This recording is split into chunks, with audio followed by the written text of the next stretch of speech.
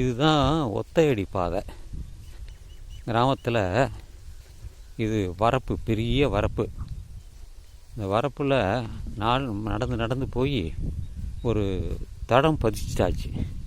அதனால் இது ஒத்தையடி பாதை. இதை வச்சு பாட்டெல்லாம் பாடுவாங்க. ஒத்தையடி பாதையில் நிற்கிறியே அப்படிங்கிற ஒரு பாட்டெல்லாம் வரும். இதை வச்சு தான் அதெல்லாம் பாடுறாங்க. ஒத்தையடி பாதையில் போகிறவளே பெண்மையிலே நீங்கள் போயிட்டு வாங்க, நான் அப்படியே பாரு. நீங்கள் பார்த்துட்டு வரேன், நீங்கள் போயிட்டு வாங்க. அதான் அது வரைக்கும் தான் போகும். சரியா போச்சு. அதுக்கப்புறம் பாதை இல்லையா? இல்லை, நம்மளுக்கு இல்லை, பாதை இருக்கான்னு கேட்குறேன். ஒத்தையடி பாதை, இந்த பாதை அதான் சும்மா போய் பார்க்கலான்னு தான் போகிறேன். போயிட்டு வரேன்.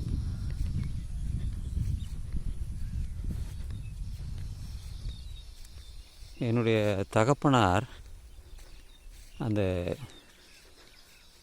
என்ன ஒரு எளந்தங்குடின்னு ஒரு ஊர் இருக்குது. அதுதான் மாயவரத்துலேருந்து போகக்கூடிய முதல் ரயில்வே ஸ்டேஷன். அந்த ஸ்டேஷனுக்கு கிட்டத்தட்ட எங்களுடைய வயல்லாம் இருந்தது. சம்பா வயல் எல்லாமே அங்கே தான் இருக்கும். அது இந்த வாய்க்கால் வழியாக தான் தண்ணி வரும். அப்போ தண்ணி வந்தபோது தான் அந்த சாகுபடியே பண்ணுவாங்க. நிலம் நிறையா இருந்தது. அண்ணங்காலத்தில் அதெல்லாம் மாற்றிட்டாங்க. எங்கள் அம்மாவுக்குன்னே கொஞ்சம் நிலம் இருந்தது. அதில் இருக்கிற நிலத்துலேருந்து வரக்கூடிய நெல்லை எடுத்து அன்னதானம் பண்ணுறது. இப்போ நடமாட்டம் இல்லாததுனால ஒரே புல்லாக இருக்குது இந்த இடமெல்லாம். ஏன்னா இங்கே பக்கம் அடிக்கடி எல்லாருமே போயிட்டு வருவாங்க. அதனால் நடப்பாதை இருக்குது, அந்த ஒத்தையடி பாதையும் இருக்குது. இதெல்லாம் அண்ணனுக்கு சொந்தமான இடம்லாம் இருக்குது இந்த இடத்துல. இந்த இடத்துல இல்லை, அங்கே முன்னாடியே இருந்தது எல்லாமே.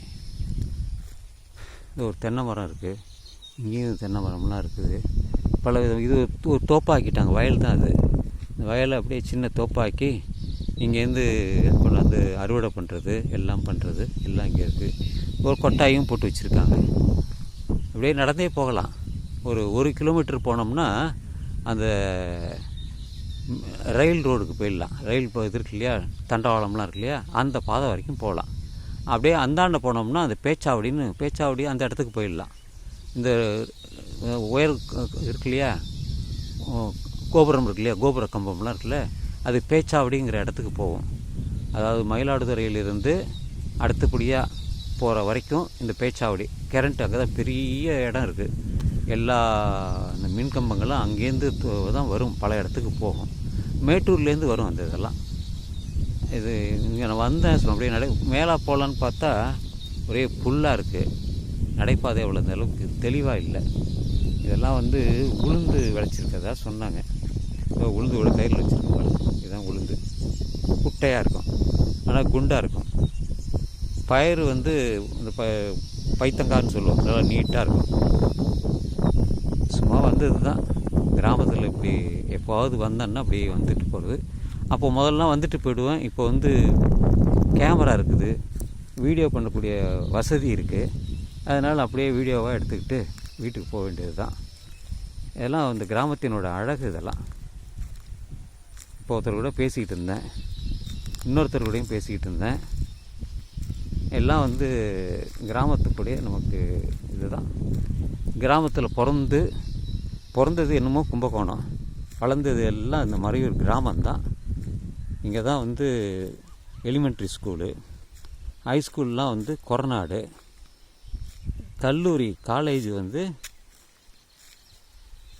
AVC college Mannampandal. அதுக்கப்புறம் போனது தான் சென்னை. நான் சென்னை வாசியாகவே மாறிட்டேன். இப்போ சென்னை வாசி தான். இங்கே யார் இருக்கா? எல்லா சொந்தங்களும் இருந்தாங்க. இப்போதைக்கு இருக்கிறது அண்ணன் இருக்கிறாரு, இன்னொரு அண்ணன் பிள்ளைங்கள்லாம் இருக்காங்க. ஆனால் எப்போவும் இந்த அண்ணன் தான் வீட்டுக்கு போவேன். எப்போவாவது வருஷத்துக்கு 1 தடையோ 2 தடையோ அப்படியே வருவேன். பார்த்துட்டு ஒரு 4-5 நாள் இருந்துட்டு போயிடுவேன். அண்ணன் இருக்கிற வரைக்கும் போவேன். அண்ணி இருந்தாலும் வந்துட்டு போவேன். கார்த்தி இருக்கிறான், சிங்கப்பூரில் இருக்கான். அவன் ஒரு வேளை இங்கே செட்டில் ஆகிட்டான்னா அப்போ ஏதாவது நல்லது கெட்டதுன்னா இங்கே வந்து போவேன். எனக்கு பிறகு யாரும் போகிறதுக்கு யாருமே கிடையாது. எல்லாம் அவங்கவுங்க வேலையாக போயிட்டாங்க. அதனால் இது என்னோட இந்த எல்லாம் முடிஞ்சு போயிடும். என்னுடைய காலம் முடியும் பொழுது இங்கே எல்லாம் முடிந்துவிடும். அதுதான் எல்லா தொடக்கம் என்று ஒன்று இருந்தால் அதற்கு முடிவு என்ற ஒன்றும் உண்டு. பிறப்பு என்றால் இறப்பும் உண்டு. இதுதான் வாழ்க்கை.